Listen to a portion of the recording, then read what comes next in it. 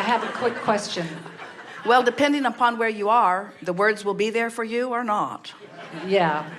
Okay. You'll hear it. You heard it all just now. And can't you feel how different you feel? I do. It's like I want this so much. I want to understand. I want this to work for me. I mean, I feel like...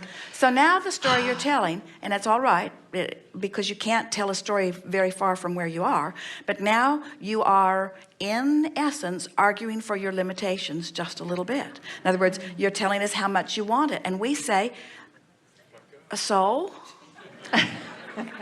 in other words, you don't have to justify to the universe that you want it bad for the universe to give it to you. The universe is giving it to you whether you want it really, really bad or just a little bit. The universe doesn't say, how bad does she really want it? If she really, really wants it, we'll line it up. But when you beat the drum of how bad you want it, you emphasize how far you think you are from it. That's what that statement is. I really want this thing that I can't figure out how to get. I want to clarify. It's not the thing that I really want. It's I want to understand and live your way of teaching. I want to understand this. I want it to, and I feel like I'm always struggling to learn it or struggling to go back and get to where So tell a different story. Okay. Well, can I get my second question and I'll No, tell us the story. Because you see, that's what you do. That's what almost everybody does. You tell this story that will not let you have what you want, and then you say, next subject, and we say, so just leave that lingering right there where it will keep you in a place of resisting of what you want.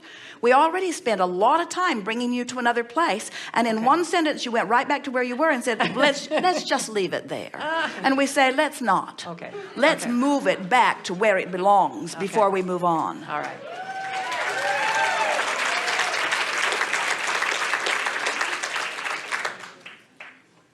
I learned quickly.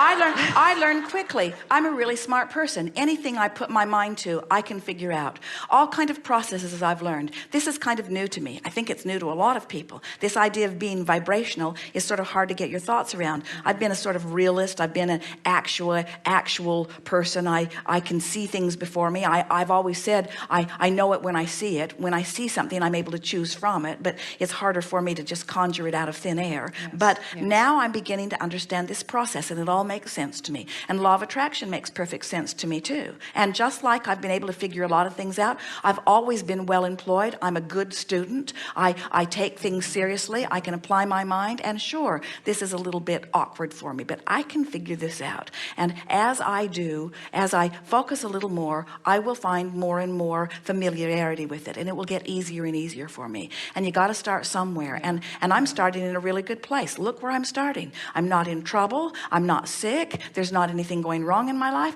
I'm stable. I'm at the perfect bouncing off place for this phenomenal life. And so I'm just going to have fun with these stories. Pretend that you're a screenplay writer writing the story of your life the way you want it to be. Just write it. Find the place. You did, Danville. Find the lifestyle. You did, Bay Area. Find the feeling of it. It's cool and it's delicious and it's cultural. And the people around me are delicious, and I'm in a good feeling place, and I have access to so many things that I want, and I've queued myself up for this, and then I discovered that I was in the perfect place to really begin my life the way I want it to be. And so in the opening chapter of my book, I will explain briefly that I've come through a lot, and here I am sort of at the peak of my life. And many people look at retirement as sort of a slowing down. I'm seeing it as a revving up. I'm seeing it as a time when I feel more free than I've ever felt before. And so here I go with the rest of my life. And so I launched my life by launching my dreams, and I fashioned a house, and I got the floor plans all laid out, and I know exactly where I want the house to be, and I know exactly how many rooms it will be, and what the texture will be, and what the lifestyle in it will be, and what the motif will be. It's vivid and clear in my life. And now I'm living in this beautiful house, and I have to tell you that the ease of living in this house is even more delicious than I ever thought it would be, because I was just contemplating it one piece at a time, but now I'm in it. And so the other day, Esther said to Jerry, tell me a story. They were driving, And Esther was bored. Tell me a story, she said. And so he said, what story would you like me to tell? And Esther said, tell me the story of the Del Mar house. Now this house is complete. It has been built. It has been remodeled. It has been landscaped. It's just sitting there with nobody in it. It is sitting there, the most beautiful place on the planet, overlooking the Pacific Ocean in Del Mar. There it is sitting. And Esther says to Jerry, tell me the story. And so he began on the freeway, driving off the freeway, driving up this road. He described in detail the plants that are in bloom, what it looks like, what it smells like. They drove up around the loop. They came around. He got out of the bus. He moved a trash can or two to make room for them. They came around the corner. He opened the big gate. Esther could see the ocean from sitting up there on the top of the hill. Jerry came in he called her in, and blow by blow for 1 hour and 30 minutes, Jerry described that place. For the joy of the feeling of it, Esther felt like she'd been there for a week after he finished. He walked through every room. He described every surface. Esther devoured it mentally as she achieved vibrational alignment with the vision that he projected.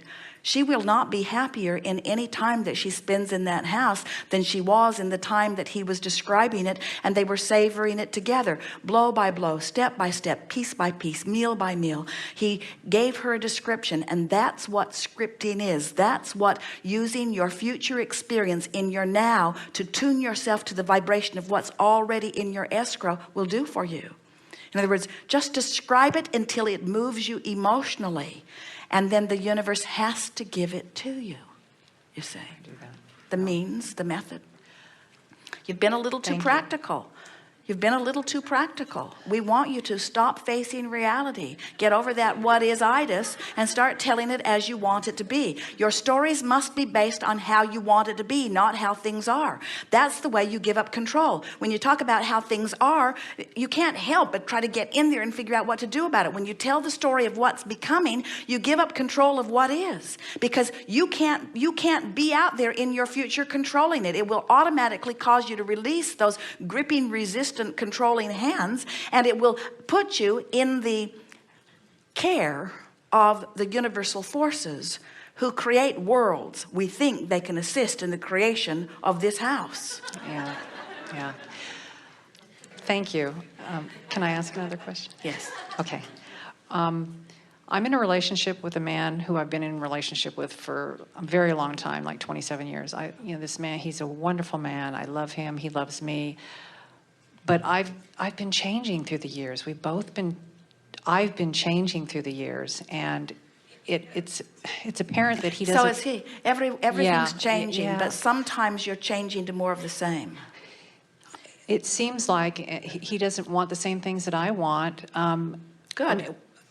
But like he doesn't want to move to the Bay Area. He wants to stay out in the country. But you see, as you tell that story, you factor, that holds you. In other words, it's like you make a choice. You say, I want this, but he doesn't. And since I want him and he doesn't want this, then I can't have what I want. So I either have to give up the Bay Area or I have to give up him. Right. And what we're saying, tell the story with him in the Bay Area house. And stop facing reality. Never mind what he says he wants. Never mind what he says he wants. Okay, I can do that. I just always left him out.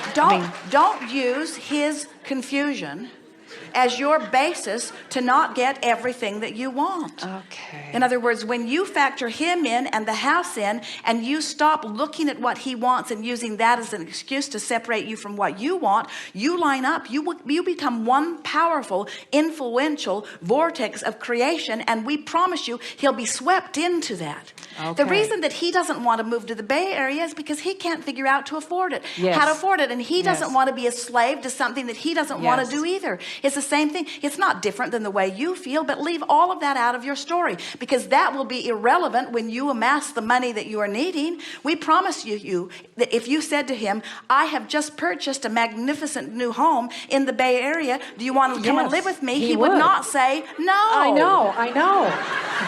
But see, he's got a lot of money. He could do this, but it's all in stocks, and he doesn't want to put it out there. And well, again, you're arguing for your limitations. You are telling the story about the way that it is. Reality just screws the future up big time, doesn't it? And It is so compelling. It feels so real and so true. And this is how it is. And because it's how it is, I have to keep explaining how it is. And then you wonder why you feel not free, you see. You can't keep telling the story of how it is and move to where you want to be. Okay. You only move to where you want to be by telling the story of how. So you say, I don't know how it's going to happen, and I don't know what kind of money is going to bring it about. And it could be that I could get so lined up with my dream that his money and his stocks and his selling of his stocks and that stock market might be the very path of least resistance that leads to all of this. But I don't want to go there now because I don't want to push and bring that resistance up in him or me. But there are so many options, even this very viable option, that could come into alignment to bring about what I want if I will just line up with what I want. Okay. I'm getting you. You got it. I'm getting you. Thank you. Yes, Thank indeed. you very much. Yes, indeed.